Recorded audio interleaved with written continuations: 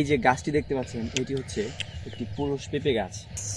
Hello, আসসালামু আলাইকুম viewers, কি অবস্থা সবাই, কেমন আছেন সবাই? এসে পড়েছি নতুন একটি ভিডিও নিয়ে। কৃষি দিবানিশ ইউটিউব চ্যানেলে আপনাদের সবাইকে জানাচ্ছি আন্তরিকভাবে শুভেচ্ছা ও অভিনন্দন। এই যে গাছটি দেখতে পাচ্ছেন এটি হচ্ছে একটি পুরুষ পেঁপে গাছ। মনে করি আমাদের প্রত্যেকটি বাগানে আমি মনে করি 100টি গাছের মধ্যে অন্তত একটা হলেও পুরুষ পেঁপে গাছ রাখা অত্যন্ত জরুরি। কেননা এই পুরুষ পেঁপে গাছের মাধ্যমে কিন্তু আপনার এই এই বাগানের পরাগায়নটি সংঘটিত হয়। গাছের স্ত্রী গাছের সাথে সাথে এই পুরুষ গাছ 10টা স্ত্রী গাছের সাথে একটি পুরুষ গাছ রাখা অত্যন্ত জরুরি। তা না হলে বাগানের পরাগায়ন ভালো হবে না, ফুল ঝরে যাবে, পরাগায়ন খুবই খারাপ হবে, যে একদম মানে ফুল এতটা পরিমাণে ঝরে যাবে, কোনো ফুল টিকতে চাইবে না, আর ফলন তো অধিক কম হবে।